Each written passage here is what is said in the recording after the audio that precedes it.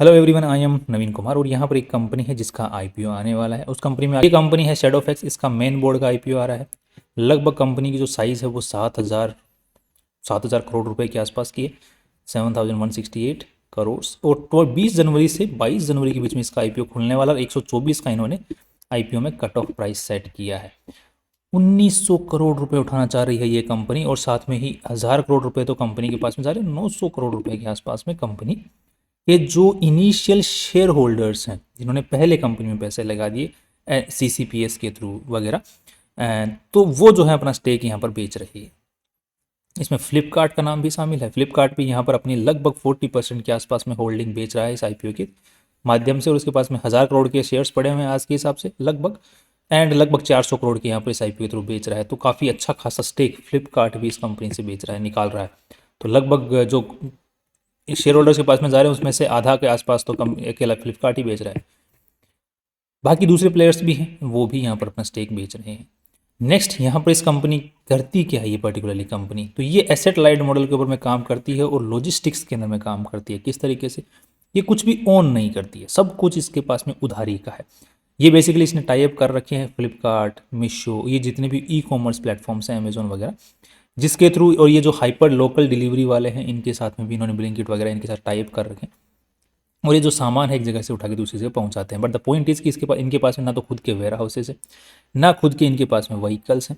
ये सब कुछ जो है लीज पे लेके रखते हैं। तो अभी इनके पास में है क्या? इनके पास में खुद का टेक्नोलॉजी है, खुद के ऐप्स हैं, खुद की वेबसाइट है एंड खुद का ब्रांड नेम है और पैसा इनका लग रहा है।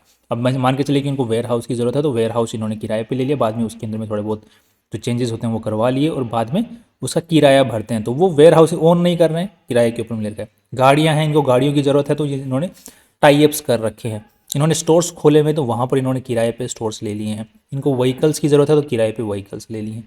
बाद में ये क्या करते हैं, इनके साथ टाइप कर लिया और बाद में डिलीवरी वाला काम करते हैं। जैसे डिलीवरी जो आज के दिन हमारे पास में है, सामान पहुँचता है, ई कॉम हमारे पास में है। इस टाइप से ही ये पर्टिकुलर कंपनी है। वो भी एसेट लाइट मॉडल पे मेनली काम करते हैं, ये भी एसेट लाइट मॉडल के ऊपर में ही काम करती है। आज के दिन इसके पास में 3,000 ट्रक्स हैं, मतलब किराए के ऊपर में चलते हैं इसके पास में।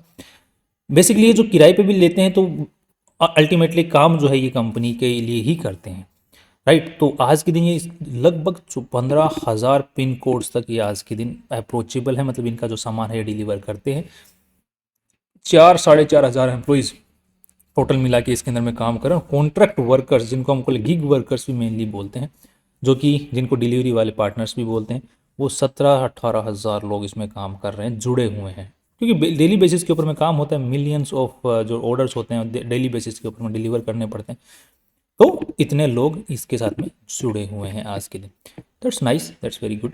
अब ये पर्टिकुलर कंपनी है जिस एसेट मॉडल वाली, ये 7,000 करोड़ रुपए की अपनी वैल्यू लगा रही है और इसकी जो शुरुआत है कंपनी की, राइट, वो 2016 में ही हुई है शेडोफेक्स टेक्नोलॉजीज लिमिटेड के नाम से। सो बेसिक हमें नॉलेज हो गया। अभी ये रिसेंटली ही, अगर इस साल का अगर डेटा देखा जाए तो ये रिसेंटली ही प्रॉफिटेबल हुए हैं। लाइक पहले प्रॉफिटेबल नहीं थे, अभी रिसेंटली ही प्रॉफिट हुए हैं पिछले साल 2025 के अंदर में। उसके बाद में हम थोड़ा प्रोडिक्शन करने की कोशिश करेंगे और कंपेयर करने की कोशिश करेंगे जो ऑलरेडी लिस्टेड प्लेयर्स हैं जो इसी सेगमेंट में काम कर रहे हैं। इससे हमें थोड़ा बेसिक आइडिया हो जाएगा कि इसकी जो वैल्यू लगी है आज के दिन वो सही लगी है या फिर थोड़ी सी नेगेटिव साइड में है। नेक्स्ट यहाँ पर इस कंपनी का जो आईपीओ लेके आ रहे हैं, अगेन मैंने जैसे कई बार पिछले वीडियो में बताया कि कार्टेल जो प्लेयर्स होते हैं वही इसका आईपीओ लेके आ रहे हैं। दैट्स पॉजिटिव, क्योंकि ये लिस्टिंग अच्छी करवा देते हैं। नेक्स्ट, बट यहाँ पर अगर मेरे को दो नाम और दिख जाते हैं ना, एक तो मोतीलाल ओसवाल का नाम दिख जाता और एक कोटेक का दिख जाता, तो मेरे को थोड़ा सा और कॉन्फिडेंस हो जाता कि यस ये लिस्टिंग अच्छी करवा देंगे। बट यहाँ पर उन दोनों के नाम मिसिंग हैं। फिर स्टिल ये भी थोड़ा कार्टेल का ही पार्ट है जो भी अभी जो आईपीओ लेके आ रहे हैं, बट ये इतना ज़्यादा पुश नहीं करते हैं, वो थोड़ा ज़्यादा पुश करते हैं, ऐसा मेरा मानना है। क्योंकि मैंने उनके जो पुराने जो आईपीओ लेके आए उनमें देखा है कि अच्छे लिस्टिंग गेन देते हैं वो कंपनियाँ। नेक्स्ट, अब देख लेते हैं थोड़ा सा कंपनी की आरएचपी के अंदर में हम नज़र डाल के देख लेते हैं कि लेट्स सी की what is going on over there. Next, यहाँ पर हम लोग सारी इन्फॉर्मेशन जो मैं आपको बताई कि ये जो लोग हैं जिन्होंने पहले पैसे लगा दिए वो अपना अपना स्टेक बेच रहे हैं और इतने इतने रुपयों का स्टेक अपना बेच रहे हैं। This data is in millions, so हम करोड़ में कन्वर्ट करके पढ़ सकते हैं इसको। ये जो पैसा जितना भी जा रहा है उसमें से 1,000 करोड़ रुपये तो कंपनी के पास में जा रहे हैं, तो उनका कंपनी क्या यूज़ करने वाले, तो कंपनी बोल रही है हम अपने नेटवर्क को और बड़ा फैलाने वाले हैं। बिकॉज अभी तक आधा इंडिया ही कवर नहीं हुआ है इनसे, तो अभी और भी इनके पास में पिन कोड्स हैं कवर करने के लिए। तो वहाँ पर इनको और नेटवर्क फैलाना है, उसमें पैसा खर्च होगा 423 करोड़ रुपए। तो इसके लिए ये दूसरी जो कंपनी है छोटी मोटी उनको एक्वायर कर सकते हैं, नए वेयर हाउसेज वगैरह खोल सकते हैं, नए स्टोर्स वगैरह भी खोल सकते हैं। बाकी जो इनके जो न्यू फर्स्ट माइल सेंटर्स और लास्ट माइल सेंटर्स ये शॉर्ट सेंटर्स ये खोलना चाहते हैं, लीज पेमेंट, और ये मेनली इनके पास में सब कुछ लीज पर ही है, तो लीज पेमेंट तो देना ही पड़ता है इनिशियली, जो जिसको हम बोलते हैं अपफ्रंट मनी जिसको हम बोलते हैं सिक्योरिटी, वो तो देनी पड़ेगी। तो उसके लिए हमें पैसों की ज़रूरत है, तो यहाँ पर 138 करोड़ रुपए उसमें खर्च होने वाले हैं, राइट। तो अब ये first mile centre last mile centre क्या है, ये कुछ ऐसे सेंटर्स ये खोल रहे हैं कि जहाँ पर कस्टमर जो है वो खुद आकर के सामान ले सकता है। मतलब आपके मान के चलो आपका गांव है, आपके गांव के सेंटर में एक first mile centre last mile centre खुल गया, तो अब क्या करेगा, डिलीवरी पार्टनर वाले हैं वो सिर्फ आपके गांव के उस सेंटर में लाके डिलीवर कर देगा, राइट। वहाँ से तुम जाके अपने गांव का जितने भी लोग हैं वो वहाँ पर से सामान उठा लेंगे, या फिर जो उस स्टोर को संभाल रहा है वो अपने गाँव के आसपास अपने गाँव में डिलीवर कर देगा सबके घरों के अंदर में। तो ये है लास्ट माइल सेंटर। उसी तरीके से फर्स्ट माइल सेंटर का भी, वो जो लास्ट माइल सेंटर है वो फर्स्ट माइल सेंटर का भी रोल प्ले कर सकता है अगर वहाँ पे सेलर्स अवेलेबल हैं आसपास में। बिकॉज अल्टीमेटली होता क्या है ई कॉमर्स के ऊपर में, हर जगह पे सेलर है, हर जगह पे बायर है। मैं यहाँ पर सेलर हूँ तो मेरा जो बायर है वो तमिलनाडु में, और तमिलनाडु के कुछ सेलर्स हैं जिनके लिए मैं बायर हूँ, राइट। तो जो लास्ट माइल सेंटर है वही फर्स्ट माइल सेंटर है, तो ये लास्ट माइल और फर्स्ट माइल सेंटर अलग अलग नहीं है, ये एक की ही रोल प्ले करते हैं। तो किसी के लिए लास्ट माइल सेंटर का रोल प्ले करते हैं, किसी के लिए फर्स्ट माइल सेंटर का। तो अब मैं क्या कर सकता हूँ, मेरा अगर माल बिकना है, मेरे पास में ऑर्डर आया तो मैं पैक करूँगा और फर्स्ट माइल सेंटर के ऊपर जो भी सेंटर खुला हो उस पर जाके दे दूंगा, वो चला जाएगा वहाँ से। तो इस टाइप के सेंटर्स हैं, फर्स्ट माइल और लास्ट माइल सेंटर्स ये खोल रहे हैं, अच्छे खासी क्वांटिटी में इन्होंने खोल रखे हैं already. I think this is a good approach, this is a nice approach. वहाँ पर लोकल लेवल के ऊपर में काफ़ी जो लोग हैं उनको भी सहूलियत मिलेगी जिनको ऑर्डर मिलते हैं, बिकॉज यूजुअली डिलीवरी पार्टनर्स होते हैं वो बहुत ज़्यादा आजकल धांधलेबाजी करें, तो इससे वो धांधलेबाजी थोड़ी रुकेगी। आई होप सो कि रुकेगी, ऐसा मेरा मानना है। अब रुकेगी कि नहीं रुकेगी वो तो चलो देखने वाली बात होगी, या ज़्यादा बढ़ेगी। नेक्स्ट मार्केटिंग और ब्रांडिंग पे खर्च करने वाले, बाकी इनऑर्गेनिक ग्रोथ पे भी अच्छा खासा खर्च करने वाले हैं। इनऑर्गेनिक ग्रोथ जो छोटी मोटी दूसरी कंपनी होती है उनको एक्वायर कर लेना, अपना ब्रांड प्रमोशन वगैरह करना एंड एवरीथिंग, उसमें इनऑर्गेनिक ग्रोथ कहते हैं।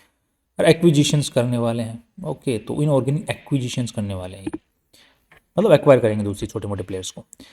बंसल, अभिषेक बंसल जी इस कंपनी को आज के दिन चला रहे हैं, जिनके पास में 10% स्टेक इस कंपनी का है। नेक्स्ट यहाँ पर फ्लिपकार्ट के पास में, और इनके ये भी ओनर्स यहाँ पर देखने को मिल रहे हैं। नेक्स्ट कंपनी पे कुछ खास केसेस आज के दिन देखने को नहीं मिल रहे हैं, और जो देखने को मिल रहे हैं वो इस टाइप की कंपनियों के अंदर में होना लाजमी है। नेक्स्ट यहाँ पर 2016-15 के अंदर में इस कंपनी की शुरुआत हुई थी, उसके बाद में इन्होंने ये सारे माइलस्टोन्स अचीव किए हैं अब तक, और काफ़ी अच्छे खासे माइलस्टोन्स इन्होंने अचीव किए हैं। 2024 में इन्होंने per day 25 lakh order deliver किए हैं फेस्टिव सीजन के अंदर में। 25 लाख ऑर्डर्स एक दिन के अंदर में, मायने रखता है भाई। नेक्स्ट लेट्स सी, नेक्स्ट यहाँ पर अभिषेक बंसल के बारे में और इन्फॉर्मेशन आप लोग यहाँ पर पढ़ सकते हैं। काफ़ी एक इंटेलिजेंट पर्सन है, और इनका काफ़ी जो नाम है देखने को मिलता है मार्केट के अंदर में अभिषेक बंसल जी का। नेक्स्ट सैलरी नॉर्मल ले रहे हैं आज के दिन, ज़्यादा कुछ सैलरी भी नहीं ले रहे हैं। साथ में देखते हैं तो इनके पास में 40 ट्रेडमार्क्स इन्होंने रजिस्टर करवा रखे हैं। तो मैंने बोला ना, ये शुरू से ही अपना जो टेक्नोलॉजी के ऊपर में इनका फोकस है, ट्रेडमार्क के ऊपर फोकस है, ब्रांड बिल्डिंग पे फोकस है, और मैनेजमेंट पे फोकस है, और जो टाइप्स करते हैं ये टाइप्स के ऊपर में इनका फोकस है। बाकी ये जो नॉर्मल रोज़मर्रा वाला जो ऑपरेशंस वाला काम है, इसको ये जो है वहाँ पर जो है लीज पे ही ले रहे हैं, ऑपरेशन वाले काम को ये लीज पे ले रहे हैं सारे को में मोस्टली जो है। बट वहाँ पे क्वालिटी चेक के ऊपर में यही बैठे हुए हैं कि क्वालिटी कंट्रोल यही करते हैं। तो ये एसेट लाइट मॉडल के अंदर में आता है, तो अच्छा काम यहाँ पर देखने को मिल रहा है। कोई भी एसेट ये ऑन नहीं करते हैं, जैसे कि हम लोग यहाँ पर देख पा रहे हैं। नेक्स्ट ये इनके सॉर्टिंग सेंटर्स वगैरह हैं, जिनको आप लोग फोटो में देख सकते हैं। और ये मैंने आपको जो लास्ट माइल और फर्स्ट माइल जो चीज़ समझाई थी, वो यहाँ पर आप लोग देख पाएंगे किस तरीके से वो चीज़ काम करती है, राइट। मुझे ये मॉडल अच्छा लगा इनका, क्योंकि जैसे गांव वाले जो लोग होते हैं ना, क्योंकि गाँवों में ढाणियाँ होती हैं, ढाणियाँ आप सब समझते हैं, गाँव में जो लोग रहते हैं, तो एक तो होता है कि गाँव एक मेन सेंटर जहाँ पर विलेज क्या होता है, एक मतलब ऐसा कस्बा होता है जिसको हम आबादी वाला क्षेत्र कहते हैं, राइट। वो पुराने ज़मानों में लोगों के खेत तो चारों तरफ होते थे और सेंटर में रहा करते थे, तो वो गांव कहलाता है। बट फिर क्या हो गया कि पानी की खोज होगी, नीचे से पानी कुएं से मोटर लगा करके लोगों ने ट्यूबवेल वगैरह कर ली, तो सब लोग गाँव से शिफ्ट होकर के खेतों में चले गए। अब उनको कहते हैं ढाणियाँ। राइट। तो अब क्या होता है कि जो भी डिलीवरी पर्सन आता है उसके लिए बड़ा मुश्किल हो जाता है कि वो गांव में तो डिलीवर कर देता है, बिकॉज मोस्ट ऑफ द आबादी गांव की वहीं रहती है, बट काफ़ी ढाणियाँ भी ऐसी हैं वहाँ तक डिलीवर करना बड़ा मुश्किल हो जाता है। बट ऑर्डर्स मोस्टली काफ़ी ज़्यादा वहाँ से भी आते हैं, तो डिलीवरी पार्टनर वहाँ पे डिलीवर कर नहीं सकता, बिकॉज उसकी जो गलियाँ होती हैं, रोड्स होती हैं, वो कच्ची होती हैं मोस्टली। तो उसके लिए ये पर्टिकुलर जो मॉडल है गाँव के लिए, ये काफ़ी अच्छा है। राइट, कि बंदा सिर्फ एक गांव के जो मेन जो हब है वहाँ पर बस डिलीवर कर दे। फिर जो गांव का मेन लोकल प्लेयर होता है जो कि लास्ट फर्स्ट माइल सेंटर पे होता है, वो फिर अपनी मर्जी से या तो उसको फ़ोन करे या फिर उसके घर में, क्योंकि उसकी तो जानकारी है ना, बिकॉज ढाणी वाले भी अल्टीमेटली गाँव में कुछ ना कुछ सामान लेने के लिए आते ही रहते हैं, बिकॉज गाँव में दुकानें हैं मेन जो गाँव की होती हैं, तो आते ही रहते हैं, तो वो टाई अप कर सकता है उनके साथ कैसे भी करके, तो वो उसकी हेडेक बन जाती है। तो that's a nice approach by the गाँव के हिसाब से। शहरों के हिसाब से भी ठीक है कॉलोनियों के लिए, बट शहरों वाले तो बड़े आलसी हैं कि नहीं मुझे तो घर पे ही देके जा, नहीं तो तेरी माँ बहन पे आ जाते हैं फिर वो। मुझे नहीं पता आते हैं या नहीं, मैं तो सिर्फ अज्यूम कर रहा हूँ। राइट, अब नेक्स्ट हम थोड़ा सा नंबर्स को देख लेते हैं, कंपनी की बैलेंस शीट क्या बोल रही है। नेक्स्ट यहाँ पर 1500 करोड़ रुपए इस कंपनी में टोटल मिला के लगे हुए हैं। 1500 करोड़ के अंदर में से देखा जाए तो इन्वेस्टर्स का जो पैसा हुआ है वो लगभग 700 करोड़ के आसपास में इन्वेस्टर्स का पैसा लगा, बाकी जितना भी है कंपनी में उधारी का पैसा है। तो लगभग अगर देखा जाए तो debt to equity ratio is fine fine, not that great, not that good, it's fine fine. Before the IPO, after the IPO debt to equity ratio सुधर जाएगा, अच्छा खासा सुधर जाएगा। नेक्स्ट यहाँ पर जो कंपनी का पैसा लगा हुआ है मोस्टली लीज पेमेंट के ऊपर में ही लगा हुआ है, right to use of assets के अंदर में लगा हुआ है, या फिर गुडविल के अंदर में लगा हुआ है, या फिर इंटेंजिबल एसेट्स के अंदर में भी लगा हुआ है। सो यहीं पे मेनली पैसा लगा और यहीं पे बेसिक काम कंपनी का चल रहा है। ट्रेड रिसीवेबल्स काफ़ी कंपनी का हाई है, बिकॉज कंपनी के नंबर्स बहुत ही ज़्यादा स्पीड से बढ़ रहे हैं। इन्वेस्टमेंट कंपनी ने अच्छे कर रखे हैं, और इन्वेस्टमेंट पता है कहाँ कर रखे हैं, मोस्टली म्यूचुअल फंड में कर रखे हैं। कंपनी के पास में कैश पड़ा है, कैश का क्या यूज़ कर रही है, म्यूचुअल फंड में लगा रखे हैं कि भाई वो हम तो पता नहीं कुछ जनरेट करेंगे या नहीं, म्यूचुअल फंड है, चलो सोना बढ़ ही जाएगा तो वहीं से कुछ ना कुछ रिटर्न आ जाएगा, ठीक है मतलब। नेक्स्ट, अब कंपनी के नंबर्स किस तरीके से, नंबर्स यहाँ पर 1422 करोड़ रुपीज़ का, 1400 करोड़ का यहाँ पर रेवेन्यू जनरेट किया 2023 में। फिर क्या गजब ग्रोथ आई, 1900 करोड़ का रेवेन्यू, फिर अगेन गजब ग्रोथ 2500 करोड़ का रेवेन्यू, और इस बार जो है और भी गजब ग्रोथ की उम्मीद है कि लगभग 3600 3650 करोड़ का रेवेन्यू जनरेट कर सकती है कंपनी। गजब ग्रोथ यहाँ पर देखने को मिल रही है रेवेन्यूज़ के अंदर में। इसी के साथ साथ में अगर हम लोग नेट प्रॉफिट्स की बात करते हैं तो यहाँ पर देखने को टोटल कॉम्प्रिहेंसिव इनकम, यहाँ पर नुकसान 150 करोड़ का, यहाँ पर नुकसान 11 करोड़ का, यहाँ पर प्रॉफिट 7 करोड़ रुपए का। यहाँ पर फिर देखने को मिल रहा है कि इस बार जो है 20 करोड़ का तो ऑलरेडी कर चुके हैं, 40 करोड़ रुपए तक का नेट प्रॉफिट जनरेट कर सकती है, 40 करोड़ से ज़्यादा ही नेट प्रॉफिट जनरेट कर सकती है, उम्मीद है। लास्ट ईयर ये प्रॉफिटेबल हो चुकी है, काफ़ी अच्छी ग्रोथ है, काफ़ी अच्छे प्रॉफिट नंबर्स हैं। अब थोड़ा सा हम इसको थोड़ा सा प्रिडिक्शन करके भी देख लेते हैं कि कंपनी के जो खर्चे हैं उनकी ग्रोथ क्या है और कंपनी के रेवेन्यू की ग्रोथ क्या है, बिकॉज अल्टीमेटली रेवेन्यू में ग्रोथ आएगा और खर्चों के अंदर में जो ग्रोथ है उसके बाद में जो पैसा बचेगा वही तो नेट प्रॉफिट में जाएगा। तो उसमें क्या हमें देखने को मिल रहा है, तो यहाँ पर अभी थोड़ा सा नंबर्स को थोड़ा प्रिडिक्ट करने की कोशिश करते हैं। तो यहाँ पर 35% की ऑन एन एवरेज ग्रोथ देखने को मिल रही है, 37% की ऑन एन एवरेज ग्रोथ अब तक देखने को मिली है। नेक्स्ट यहाँ पर जो खर्चों की ग्रोथ देखने को मिल रही है वो ऑन एन एवरेज 32-33% की देखने को मिल रही है। तो लेट्स अज्यूम कि ये 35% की ग्रोथ अज्यूम कर लेते हैं नेक्स्ट 5 ईयर्स के लिए, कि 35% तक ये ग्रोथ मेंटेन कर लेंगे और 30% तक ही एक्सपेंसेस को डाउन लेके आ जाएंगे, because ultimately on an average जो है इनका डाउनवर्ड साइकिल 32% का एवरेज निकल के आ रहा है।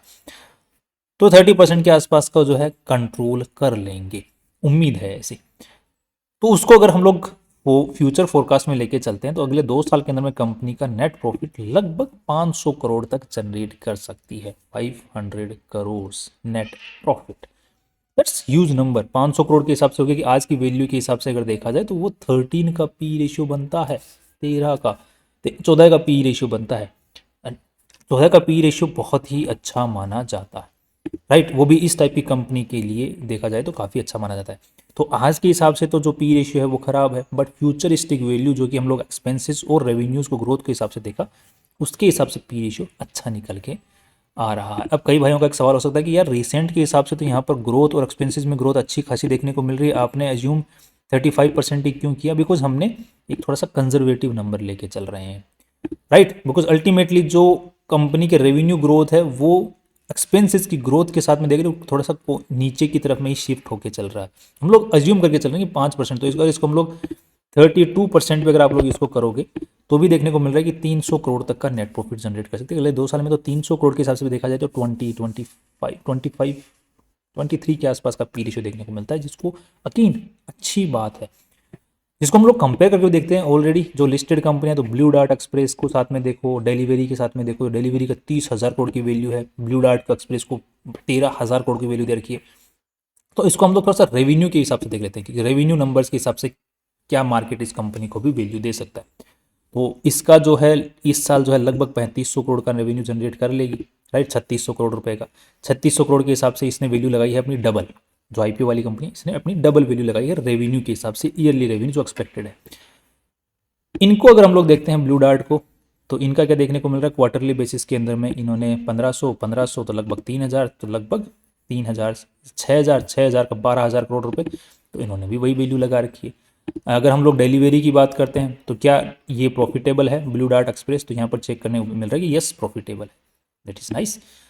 यहाँ पर अगर हम लोग ब्लू डार्ट की बात करते हैं तो इसका नंबर्स क्या बोल रहे हैं, तो यहाँ पर 2,500 तो और डबल करोगे तो 10,000 के हिसाब से हो गया 20,000, एंड 20,000 करोड़ की वैल्यू है, तो यहाँ पर 30,000 करोड़ की वैल्यू दे रखी है। दैट मीन्स कि इसको वैल्यू मार्केट ने ज़्यादा दे रखी है। तो अगर मार्केट दोनों के बीच में भी अगर इस कंपनी को वैल्यू देता है, तो यहाँ पर आईपीओ जो लेके आ रही है कंपनी, इसको लगभग यहाँ से लगभग 15 से 20% की ज़्यादा वैल्यूएशन मिलनी चाहिए।